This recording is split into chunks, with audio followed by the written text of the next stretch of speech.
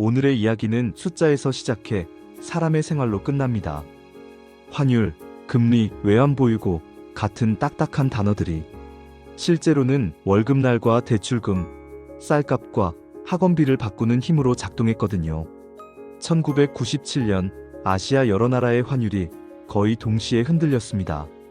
질문은 하나입니다. 왜 같은 날이 가능했나? 첫 장면은 태국의 바트와 고정환율입니다. 고정환율은 자국 통화를 달러 같은 기축 통화에 일정 비율로 묶는 제도예요. 안정적이지만 외환 보유고가 줄어들면 방어가 어려워집니다. 1990년대 중반 태국엔 해외 단기 자금이 대거 들어왔고 부동산과 주식, 단기 프로젝트로 흘렀습니다. 겉으로 보이는 성장률은 높았지만 돈의 만기가 짧았습니다. 1997년 7월 태국은 더 이상 고정환율을 지키기 어렵다고 선언하고 바트를 변동환율로 전환합니다. 시장엔 즉시 두 가지 신호가 갑니다. 태국 정부가 더는 버티기 어렵다. 다른 나라들도 안전하지 않을 수 있다.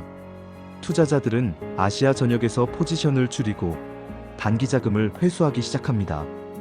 외환위기는 불길처럼 번지지 않습니다. 만기와 의심을 타고 번집니다. 다음 무대는 인도네시아입니다. 루피아의 급락은 기업과 은행의 외화부채를 단번에 무겁게 만들었습니다. 예를 들어 달러로 빌리고 루피아로 벌던 기업은 하루아침에 빚이 불어납니다. 수입 자금이 필요한 기업은 환율 방어를 위해 달러를 더 찾게 되고 달러를 구하기 어려우면 연쇄부도 가능성이 커집니다. 이땐 나쁜 소식보다 불확실성이 더 큰 적이죠. 한국으로 가봅니다. 당시 한국 경제는 제조업 경쟁력이 강했지만 단기 외채 비중이 높았습니다. 단기 외채는 1년 이내 갚아야 하는 외화부채예요. 기업과 금융기관은 해외에서 짧게 빌려 국내에서 길게 운용했습니다. 이걸 만기불일치라고 부릅니다. 평소엔 괜찮습니다. 빌리고 굴리고 갚고 다시 빌리면 되니까요. 하지만 의심이 시작되면 다시 빌릴 수 있을까? 가 문제의 핵심이 됩니다. 한국의 금융기관과 대기업은 동남아 불안이 커질수록 더 많은 달러를 찾았고 외환보유고는 빠르게 줄었습니다. 외환보유고는 국가의 비상금이자 시간입니다. 숫자가 줄면 선택지가 줄고 결국 국제기구와의 긴급자금 협상이 필요해집니다. 그 기관이 바로 IMF입니다. IMF 프로그램의 핵심은 세 가지입니다.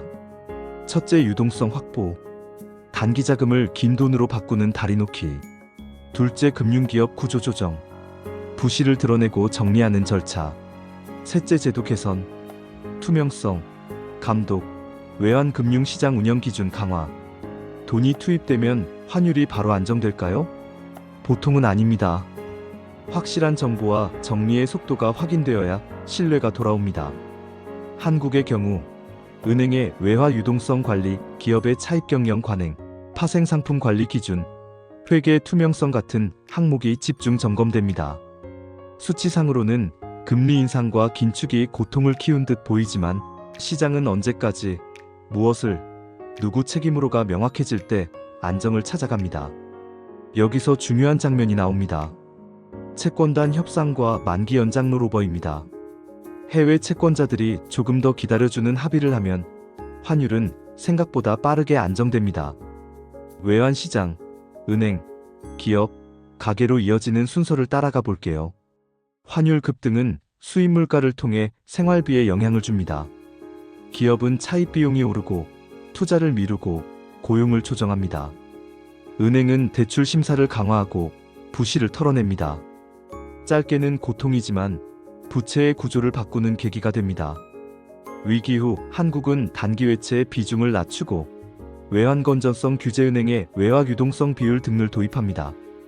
같은 시기 말레이시아, 필리핀, 홍콩 등도 각자의 해법을 찾습니다. 홍콩은 통화위원회 제도를 유지하며 금리를 급격히 올려 투기 세력의 공매도와 싸웠고 말레이시아는 일시적으로 자본 통제를 도입해 자금 유출을 제한했습니다. 정답은 하나가 아니었습니다.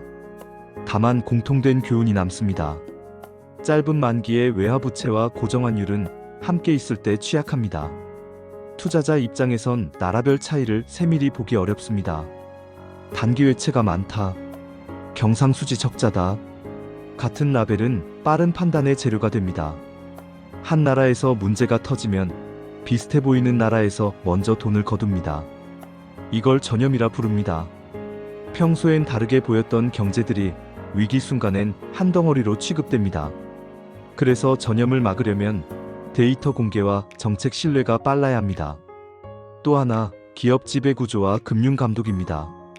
기업의 부채, 연결 개별 재무제표, 계열사 간 보증 관계가 복잡하면 외부에선 위험을 가늠하기 어렵습니다. 투명성이 낮으면 안전할 것이 아니라 모른다로 분류됩니다. 위기 이후 한국과 아시아 여러 나라는 회계와 공시, 은행 감독을 크게 손봤습니다. 한마디로 보이는 경제를 만들려는 시도였죠.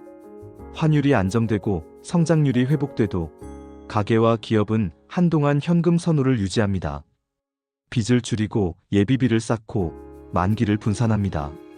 국가 차원에서도 외환 보유고를 크게 늘리고 유사시 쓸 수 있는 통화스와프 네트워크를 확대합니다.